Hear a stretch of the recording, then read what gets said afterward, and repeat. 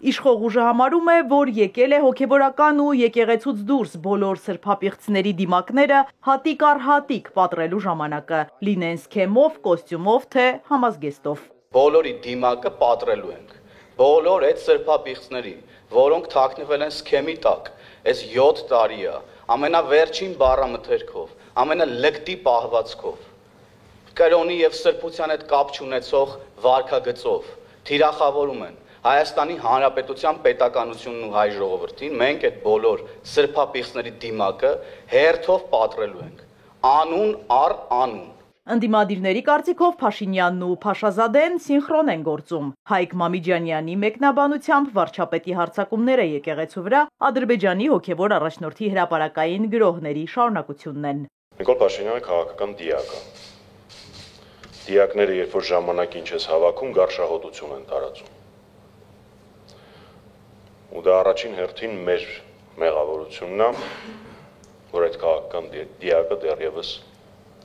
հավաքված չի։ Արթուր Հովհաննիսյանն արդարացնում է իր կուսակցապետի հայոյախառն արտահայտությունը, ասում է Փաշինյանն օգտագործել է այնպիսի բառամթերք, որին տվյալ գրառման հասցեատերն արժանի է։ Ես էլ կօգտագործեի այդ բառամթերքը այդ մարդու վերաբերյալ։ Մամիջանյանն ասում է Փաշինյանի գրառումն ավելի շատ պետք է կարդան նրա սակավաթիվ աջակիցները, մնացածին վարչապետն այլևս չի զարմացնում։ Իմ համար զզվելի է այդ ամեն ինչը, ես չեմ ուզում կեղտոտվել դրանով։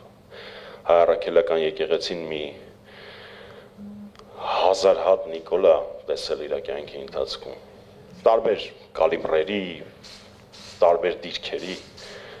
ու մի 1000 հատ էլ կտենա։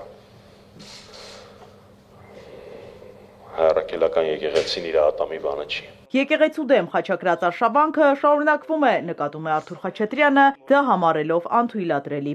Այդ գրառումը անարգալից լինելով ուղղակի պարզ խուլիգանություն էր։ Նման ոճի գրառում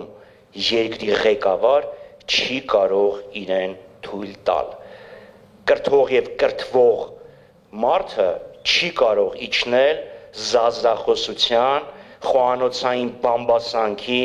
այդ մակարդակին։ Իշխող ուժի падգամավորի խոսքով Նիկոլ Փաշինյանի խոսքը սխալ է ընկալվել։ Իրականում նա պաշտպանում էր եկեղեցուն։ Ի պատասխան առաջարկում են մտնել հոգևորականների էջեր եւ դիտել նրանց լայվերը, թե ինչպես են թիրախավորում պետականությունը։ Այն Բագրատի լայվերը միացրեք նայեք։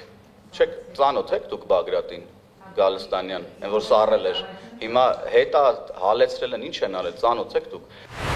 Ադրբեջանի զինուժի թիրախում կրկին խոսնավարն է։ Այս գիշեր եւս Սյունիքը եղել է թշնամու նշանառության տակ։ Կեսգիշերից մինչև ժամը 1-ը ադրբեջանական ստորաբաժանումները կրակել են խոսնավարի ուղղությամբ։ Վնասվել է բնակելի տան սանհանգույցը, խոցվել է մանր եղջերավոր կենդանի։ Երևանը Բաքվին կոչ է արել հետաքննել խոսնավարի բնակելի տան գնդակոծման փաստը եւ հանդես գալ հրապարակային պարզաբանումներով։ Արթուր Հովհաննիսյանն ասում է, չեն շեղվելու խաղաղության օրակարգից, որքան էլ սադրեն։ Լուսնի վրա չենք ապրում, մեր տների վրա կրակում են, պարզա որ կա էսկալացիայի վտանգ, երբ որ կրակում են մեր տների վրա, բայց ես կրկնում եմ,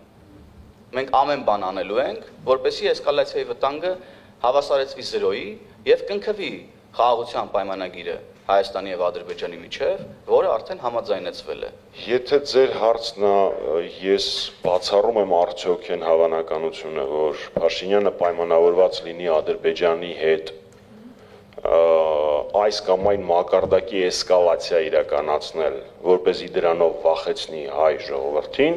վարկյան անգամ չեմ բացառում։ Բաքուն շարունակում է հերքել իր ներգրավվածությունն այս կրակոցներին։ Իսկ ով է կրակել։ Հանգուցյալ Ալեքսանդր Սերգեևիչ Պուշկինը։ Դե լավ, Ալեքսանդր Սերգեևիչ Բլոկը։ Նորմալ է։ Կամ Ալեքսանդր Սերգեևիչ Գրիբաեդովը։ Այս ամենը նշանակում է, որ Ադրբեջանը հիմքեր է նախապատրաստում Հայաստանի Հանրապետության դեմ